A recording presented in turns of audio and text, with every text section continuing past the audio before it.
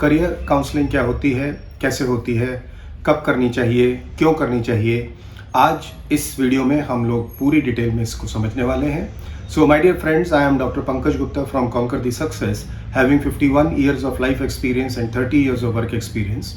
At Conquer the Success, we are committed to take you to success and unconditional happiness through counselings, trainings, hypnotherapy, past life regression, life between lives, spirituality, and meditation. So stay connected.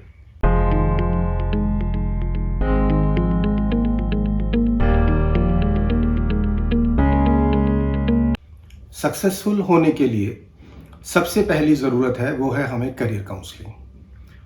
क्या होती है career counselling, इसके बारे में बात करते हैं। उससे पहले मैं एक छोटी सी कहानी सुनाना चाहता हूँ।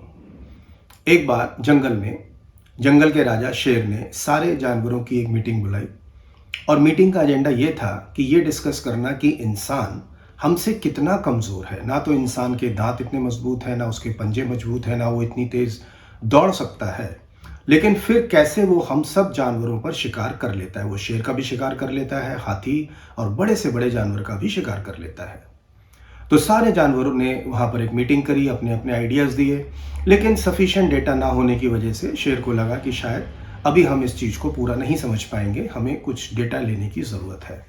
फिर कुछ जानवर जो हैं वो इंसानों की कॉलोनीज़ में गए और वहाँ पर उन्होंने देखा इंसान क्या करता है। पूरा डेटा उन्होंने कैप्चर करने की कोशिश करने के बाद जब पूरा डेटा उन्होंने कैप्चर कर लिया, फिर वो वापस जंगल में गए और उन्होंने शेर को कहा कि एक मीटिंग करते हैं और हम आज तैयार हैं बताने के लिए कि इंसान क्या करता है, कैसे वो हम सब जानवरों पर विजय हासिल कर लेता है।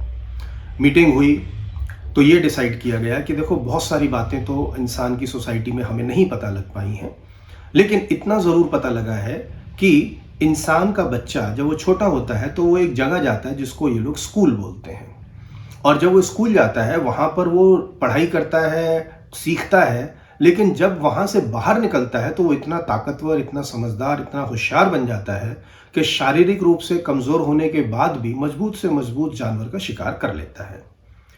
तो फिर ये डिसाइड किया गया कि ठीक है, हम भी अपने स्कूल बनाएंगे अपने जंगल के अंदर और सारे जानवरों को हम बहुत सारी स्किल्स देंगे ताकि हम अपने आप को इंसान से बचा सकें। तो फिर एक स्कूल खोला गया, वहाँ पर डिसाइड किया गया, कैरिकुलम डिसाइड किया गया कि इंसान से बचना है तो क्या क्या आना चाहिए। सबको लगा कि हमें तैरना आना चाहिए, उड़ना आना चाहिए, दौड़ना आना चाहिए, पेड़ पर चढ़ना आना चाहिए। ये बेसिक स्किल्स हैं जो जानवरों को आनी चाहिए। अब स्कूल खोला गया, सारे जानवरों के बच्चों के एडमिशन्स होने शुरू हो गए, लगातार क्लासेस होती जा रही हैं और 6 महीने क्लासेस होने के बाद एग्ज़ाम्स हुए और एग्ज़ाम के बाद दिन आता है रिपोर्ट कार्ड डिस्ट्रीब्यूशन का। पेरेंट्स को बुलाया गया और जब पेरेंट्स आए तो सबकी टीचर से मीटिंग हुई। अब मछली की मम्मी आई तो टीचर से पूछा मछली की मम्मी ने कि मेरी बेटी कैसे परफॉर्म कर रही है। वो शायद खुश होगी, उसको लग रहा होगा बेटी ने कुछ नया सीखा है। उसने टीचर से पूछा कि मेरी बेटी कैसे कर रही है। टीचर ने बोला, हाँ, आपकी बेटी स्विमिंग तो ठीक कर लेती है, दौड़ने के लिए बोलते हैं तो भी तालाब के अंदर ही दौड़ना चाहती है, उड़ने की क्लास में, भागने की क्लास में तो ये आती ही नहीं है, पेड़ पे चढ़ने की क्लास को तो ये बंक मार जाती है। आपकी बच्ची बिल्कुल परफॉर्म नहीं कर रही है, उसका पढ़ाई लिखाई में कोई इंटरेस्ट नहीं है, इसको ट्यूशन्स पढ़ाइए, एक्स्ट्रा क्लासेस लगवाइए, नहीं तो इसको ये फेल हो जाएगी। उसके बाद बंदर के पापा आए। बंदर के पापा ने भी पूछा कि मेरा बेटा कैसे परफॉर्म कर रहा है, और बंदर के पापा को जो टीचर ने फीडबैक दिया वो यही फीडबैक दिया कि ये पेड़ पे चढ़ना उतरना तो जानता है थोड़ा बहुत, उड़ने के लिए बोलते हैं तो बोलता है कि मैं पेड़ की सबसे ऊंची शाखा से उड़ूंगा, तो हम बोलते हैं ठीक है वहां से उड़ो, लेकिन उड़ता है तो नीचे की तरफ उड़ता है, ऊपर उड़ता ही नहीं है। और तैरने की क्लास से तो ये दूर भाग जाता है, आता ही नहीं है, ये कुछ नहीं कर पाएगा लाइफ में। इसकी एक्स्ट्रा क्लासेस लगाइए, ट्यूशन्स पढ़वाइए, कुछ भी करिए, नहीं तो ये बच्चा फेल हो जाएगा। और इसी तरह just to cut the long story short, आप समझ सकते हैं कि सारे जानवरों के बच्चे जो हैं वो एग्जाम में फेल हो गए। क्यों फेल हो गए? क्योंकि हम हर चीज हर बच्चे को सिखाने की कोशिश कर रहे थे। मछली के अंदर एक नेचुरल टैलेंट है स्विमिंग का। अगर आप मछली को उड़ना सिखाने की कोशिश करेंगे तो ये ना समझिए ये मूर्खता किसकी है। एक पक्षी को अगर आप तैरने की शिक्षा देंगे, उसको पेड़ पर चढ़ने की, दौड़ने की शिक्षा देंगे, आप उसको सिवाय डिप्रेशन के, सिवाय उसके कॉन्फिडेंस को वीक करने के आप और कुछ नहीं कर रहे हैं। इसी तरह से इंसान भी हर बच्चा अपना एक स्किल, एक टैलेंट लेकर आता है, और जब वो बच्चा अपने टैलेंट पर काम करता है तो उसके सक्सेसफुल होने की जो पॉसिबिलिटी है वो ज़्यादा बढ़ जाती है। कैसे हम पहचाने कि हमारे बच्चे के अंदर क्या हुनर है, क्या टैलेंट है, क्या उसका पर्सनैलिटी है, ये सब चीज़ें हम उसमें देखते हैं। तो करियर काउंसलिंग आज जब हम लोग करते हैं, उसके अंदर कुछ साइकोमेट्रिक असेसमेंट टेस्ट करते हैं। बेसिकली हम असेस करते हैं, बच्चे की इंडिविजुअलिटी को हम असेस करते हैं। सबसे पहली चीज़ जो हम जानते हैं वहाँ पर वो ये है कि बच्चे की पर्सनैलिटी क्या है। 16 टाइप की पर्सनैलिटीज़ होती हैं और हर बच्चे की एक अपनी यूनिक पर्सनैलिटी है। कैसे पर्सनैलिटी सक्सेसफुल होने में, करियर बिल्ड करने में काम करते हैं, मैं एक छोटे से एग्जांपल से समझाता हूँ। जैसे आप सब लोग इतना तो जानते हैं कि 2 पर्सनैलिटीज़ होती हैं, एक एक्सट्रोवर्ट है, एक इंट्रोवर्ट्स हैं। एक्सट्रोवर्ट्स कौन है? जिनको और लोगों के साथ मिलने में मज़ा आता है, उनका फ्रेंड सर्कल बहुत बड़ा होता है। ये जब दोस्तों के साथ मिलते हैं, बात करते हैं लोगों से, तो ये बहुत हल्का महसूस करते हैं। अब सोचो, एक एक्सट्रोवर्ट बच्चा है और उसने एक ऐसा कैरियर उसने चूज कर लिया जहां पे उसको ज़्यादा लोगों से मिलने की अपॉर्चुनिटी नहीं है। इंडिविजुअल परफॉर्मिंग रोल्स हैं, ब्लॉगिंग कर रहा है बैठा हुआ, डिज़ाइनिंग कर रहा है बैठा हुआ, कोई भी ऐसा काम कर रहा है जहां पे उसके वर्क प्रोफेशन, उसके करियर में उसको ज़्यादा लोगों से मिलने की अपॉर्चुनिटी नहीं है। ये शाम तक उस काम को करते करते दुखी हो जाएगा, थक जाएगा, परेशान हो जाएगा। और वहीं पर एक इंट्रोवर्ट बच्चा है जिसको लोगों से मिलना ज़्यादा पसंद नहीं है। वो अपने विचारों के साथ, अपने आइडियाज़ के साथ वो काम करना चाहता है, अपना समय अपने ऊपर बिताना चाहता है। और सोचिए, ऐसे बच्चे को एक ऐसे करियर में डाल दिया जाता है जो कि लोगों से बहुत ज़्यादा मिलना है, मार्केटिंग प्रोफेशनल है, ह्यूमन रिसोर्सेज का है, किसी भी तरीके के ऐसे प्रोफेशन में उसको डाल दिया जाता है जहाँ पे उसको सुबह से शाम तक बहुत सारे लोगों से मिलना है, बहुत सारे अलग अलग डिपार्टमेंट से इंटरेक्ट करना है। शाम होते होते ये बच्चा परेशान हो जाएगा, थक जाएगा। क्यों? क्योंकि ये अपनी पर्सनालिटी के अगेंस्ट काम कर रहा है। बहुत सारे बच्चे मेरे पास इस तरीके से आते हैं। मैंने देखा है, एक लड़का मुझे याद आता है, उसको 5 साल हो गए, उसको अपना इंजीनियरिंग उसने कर लिया है, 5 साल का उसका एक्सपीरियंस है, और वो बोलता है कि सर मेरे को सिर्फ एक ही दिन अच्छा लगता है ज़िंदगी में, वो दिन जिस दिन मेरे बैंक में सैलरी आती है। Otherwise I am very much stressed. और जब उसका हमने कैरियर काउंसलिंग दिया तो पता चला कि ये प्रोफेशन उसके लिए ठीक ही नहीं है। तो सबसे पहले हम लोग करियर काउंसलिंग में क्या करते हैं? सबसे पहले हम लोग पर्सनालिटी चेक करते हैं। There are 16 type of personalities. उसमें स्पेसिफिकली बच्चे की क्या पर्सनालिटी टाइप है उसको असेस करते हैं। फिर उसके इंटरेस्ट क्या है। आपकी एक पर्सनालिटी तो बन गई, लेकिन उसके बाद अगर आप अपने इंटरेस्ट वाले एरिया पर काम करते हैं तो सक्सेसफुल होने के चांसेस ज़्यादा हैं। क्यों? क्योंकि जब आप अपने इंटरेस्ट वाले एरिया पर काम करते हैं तो आप थकते नहीं हैं। आप खुद देखिए, जब आप कोई ऐसा काम कर रहे हैं जिसको करने में आपको मज़ा आता है तो आप थकते नहीं हैं। और वहीं ऐसा कोई काम करते हैं जो कि आपको करने में मज़ा नहीं आ रहा है और ज़बरदस्ती करना पड़ रहा है, तो वहाँ पर आप थकावट ज़्यादा महसूस करते हैं। तो फिर हम दूसरी चीज़ जो मेजर करते हैं वो बच्चे का इंटरेस्ट एरियाज़ क्या है। तीसरा, उसका मोटिवेटर्स क्या है, क्या चीज़ें हैं जो उसको करने को एक मोटिवेट करती हैं, क्या उसकी वैल्यू सिस्टम के साथ अलाइंड है। उसकी स्किल्स एंड एबिलिटीज़ क्या है, इसको भी हम लोग चेक करते हैं। स्किल एंड एबिलिटीज़ में न्यूमेरिकल स्किल्स उसकी क्या है, स्पेशल स्किल्स क्या है, मैकेनिकल स्किल्स क्या है, लीडरशिप स्किल्स क्या है, उसकी डिसीजन टेकिंग स्किल्स क्या है। तो बहुत सारी स्किल्स हम लोग उनको मेजर करते हैं, असेस करते हैं through the psychometric assessment test. फिर हम EQ भी इसमें चेक करते हैं, इमोशनल क्वोशिएंट क्या है। क्यों? क्योंकि इंटेलिजेंस तो होना एक अच्छी बात है, लेकिन अगर इमोशनली एक बच्चा स्टेबल नहीं है तो कितना भी इंटेलिजेंट हो वो परफॉर्म नहीं कर पाएगा। फिर लर्निंग स्टाइल है, वो भी हर एक का अपना अपना अलग होता है। कुछ लोग सुनकर समझ जाते हैं, कुछ करके समझते हैं, कुछ देखकर समझते हैं, कुछ पढ़ के सीखते हैं। तो हर बच्चे का एक लर्निंग स्टाइल भी अलग अलग होता है। और ये सारी चीजें जब हम चेक कर लेते हैं उसके बाद गाइड करते हैं कि आपके लिए कौन सा करियर ठीक है। करियर काउंसलिंग में ये नहीं बताया जाता है कि कौन सा करियर ठीक है और कौन सा करियर खराब है। हर करियर अपने आप में ठीक है।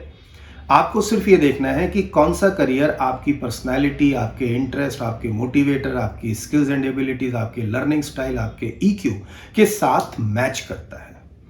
और जब आप उन करियर ऑप्शंस पर काम करते हैं जो आपकी पर्सनालिटी, इन सब चीज़ों से मैच करते हैं, तो आपके सक्सेसफुल होने की पॉसिबिलिटी, प्रोबेबिलिटी बढ़ जाती है।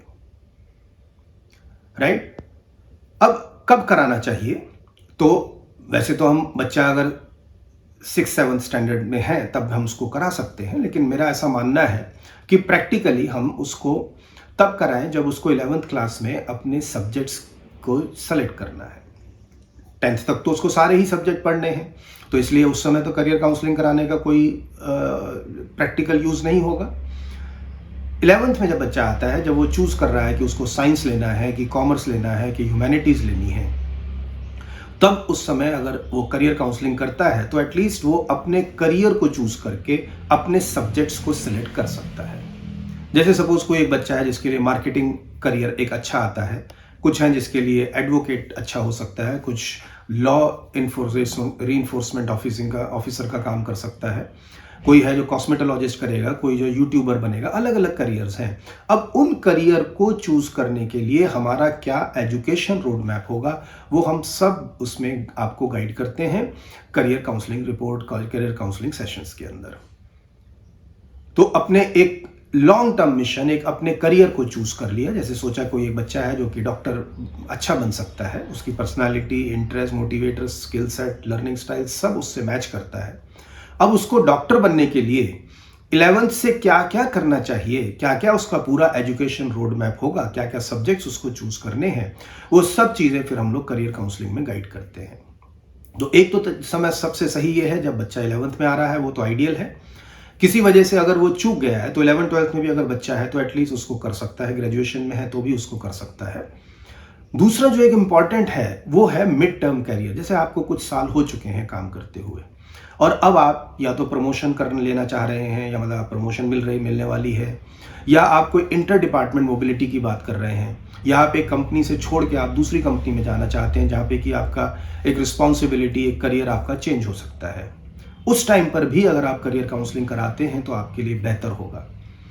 मैं आपको एग्जांपल्स में बताता हूं, कई केसेस मेरे पास ऐसे भी आए हैं जब तक कि वो एक मिडिल मैनेजमेंट लेवल पर थे, यानी नंबर 2 तक थे अपने डिपार्टमेंट में, they were not heading the department, HOD के नीचे ही थे, चाहे किसी भी पोजीशन पे, तब तक उनकी परफॉर्मेंस बहुत बढ़िया रही। लेकिन over the career, over the period of time, जब इन लोगों को प्रमोशंस मिल जाती हैं और ये अपने डिपार्टमेंट को हेड करने लगते हैं, और उसके बाद अगर इनकी रिपोर्टिंग एमडी को हो रही है या ये डायरेक्टली रिस्पॉन्सिबल हैं क्लाइंट को हैंडल करने के लिए, उस टाइम पर इनकी परफॉर्मेंस में अफेक्ट आता है। क्यों? क्योंकि शायद ये एक अच्छे फॉलोअर हो सकते हैं, लेकिन ज़रूरी नहीं है कि एक अच्छा फॉलोअर एक अच्छा लीडर भी बन पाए, क्योंकि लीडरशिप स्किल्स डिफरेंट हैं और किसी काम को असाइन कर दिया और उसको परफॉर्म करना, उसको एक टारगेट तक लेके जाना, उसकी स्किल सेट्स अलग है। मैं नहीं कह रहा कौन सा काम ठीक है, कौन सा गलत है, या कौन सा अच्छा है, कौन सा बुरा है, कौन सा छोटा है, कौन सा बड़ा है, नहीं। हर काम की अपनी एक रिस्पॉन्सिबिलिटी है, अपने एक डिलीवरेबल्स हैं और अपनी एक स्किल सेट है। तीसरी चीज जो मैं बोलता हूं, मैं एक नया कॉन्सेप्ट में मार्केट को देना चाहता हूं कि अगर आप सपोज एचआर प्रोफेशनल है, आप रिक्रूटमेंट्स करते हैं, आपके प्रोसेस में ये तो है कि एक पर्टिकुलर डेजिग्नेशन के लिए कितना एक्सपीरियंस होना चाहिए, उसका क्या क्वालिफिकेशन होना चाहिए, लेकिन उसकी पर्सनैलिटी को हम अभी मेजर नहीं करते हैं। तो ये मैं एचआर प्रोफेशनल्स, कॉर्पोरेट में जो लोग काम कर रहे हैं, मैं उनको भी ये मैसेज देना चाहता हूं कि अगर हम अपने एम्प्लॉय का एक करियर असेसमेंट भी करें उसका, तो हमें पता लगेगा कि जैसे सपोज आपने एक इंजीनियर लिया, अब एक इंजीनियर मार्केटिंग में भी काम कर सकता है, डिजाइन में भी काम कर सकता है, आर&डी में भी कर सकता है, परचेज में भी कर सकता है, इंजीनियरिंग ऑपरेशंस में भी कर सकता है। अब उसकी इंजीनियरिंग की डिग्री है, एक्स अमाउंट ऑफ एक्सपीरियंस उसका है, लेकिन क्या ये कह देना ठीक होगा कि किसी ने 5 साल मार्केटिंग में काम किया है तो उसकी पर्सनालिटी सही में मार्केटिंग से मैच करती है? नहीं, जरूरी तो नहीं है। तो ये एक मैं नया कॉन्सेप्ट मार्केट को देना चाहता हूं कि अगर आप एचआर प्रोफेशनल्स हैं तो आप अपने एम्प्लॉइज का एक करियर असेसमेंट करें, ताकि आप अपने सभी एम्प्लॉइज को उन पोजीशंस पर रखें जहां पर उनका स्किल सेट भी मैच करता है। राइट? तो जिंदगी में अगर हमें सक्सेसफुल होना है तो सबसे पहले मुझे यह पता होना चाहिए कि मैं उस डायरेक्शन में काम करूं जो मेरा नेचुरल टैलेंट है। अगर मैं मछली हूं तो मुझे तैरने के ऊपर ही काम करना चाहिए। अगर मैं पक्षी हूं और तैरने की कोशिश करता हूं तो मैं फ्रस्ट्रेट ही हो जाऊंगा। अच्छा, अगर आप एक गलत करियर चूज कर लेते हैं तो क्या आप उसको परफॉर्म नहीं कर पाएंगे? बिल्कुल कर पाएंगे, लेकिन डिफरेंस बस इतना है, जैसे आपका एक dominating hand suppose right hand है, राइट? आप राइट हैंड से लिखते हैं तो आप उसको कितनी भी देर लिख सकते हैं, क्वालिटी भी अच्छी होगी, टाइम भी कम लगेगा, थकावट भी कम होगी। ऐसा नहीं है कि आप लेफ्ट हैंड से नहीं लिख सकते हैं, आप बिल्कुल लिख सकते हैं लेफ्ट हैंड से भी, लेकिन लेफ्ट हैंड से लिखने में क्वालिटी ऑफ वर्क भी नहीं आएगी, टाइम भी ज़्यादा लगेगा, थकावट भी हाथ में ज़्यादा हो जाएगी। सो ऐसा नहीं है कि आप गलत करियर अगर चूज कर लेते हैं तो आप परफॉर्म नहीं कर पाएंगे, but it will be very stressful, उसमें आप ग्रो नहीं कर पाएंगे, राइट? तो ये सब चीज़ों के लिए मैं इसको रिकमेंड करता हूं कि करियर काउंसलिंग हमें करना बहुत ज़रूरी है, क्योंकि आज एक कंपटीशन का ज़माना है। अगर मैं अपने सही स्ट्रेंथ पर ही काम करता हूं तो मेरे सक्सेसफुल होने के चांसेस ज़्यादा बढ़ जाते हैं, राइट? अब ये तो सक्सेस की तरफ जाने का सबसे पहला रास्ता है, दैट इज मुझे पता होना चाहिए कि मेरी पर्सनैलिटी क्या है। तो हम लोग करियर काउंसलिंग तो प्रोवाइड करते ही हैं, लेकिन उसके बाद अब मेरे बिहेवियरल इश्यूज हैं। क्या मैं प्रोकास्टिनेट करता हूं? क्या मैं टाइम पर काम नहीं कर रहा हूं? पोस्टपोनमेंट है, लेजीनेस है मेरे अंदर, या मैं डिप्रेशन का शिकार हूं, या मेरे मन में एक ओवर थिंकिंग चल रही है, कुछ कंफ्यूजन्स लाइफ में चल रही है, मैं डिसीजंस नहीं ले पा रहा हूं। अगर इस टाइप के इश्यूज हैं और वो आपके कहीं ना कहीं मोटिवेशन को हिट करते हैं, हर्ट कर रहे हैं, अफेक्ट कर रहे हैं, तो कॉन्कर दी सक्सेस में हम लोग उन चीज़ों पर भी स्पेसिफिक काउंसलिंग, हिप्नोथेरेपीज जो भी ज़रूरत होती है हम लोग उसको प्रोवाइड करते हैं। तो सक्सेसफुल होने के लिए 2 इंपॉर्टेंट चीजें हैं। पहली चीज, आप खुश हैं, if you are happy only then you can perform, you are motivated only then you can perform, and very important thing, you know that what is the right path for you, and if you move towards the right path, obviously then there is no doubt that you would not be successful. The possibility, the probability of success would increase. So my dear friends, if you need any career counselling for yourself और for your kids, तो आप लोगों का बहुत बहुत स्वागत है. और आपके अगर कोई क्वेश्चंस हैं, कोई डाउट्स हैं, तो आप कमेंट्स करके इसमें मेरे को पूछ सकते हैं. I will try to cover them in the coming videos. So wish you a very successful life. Good luck to you.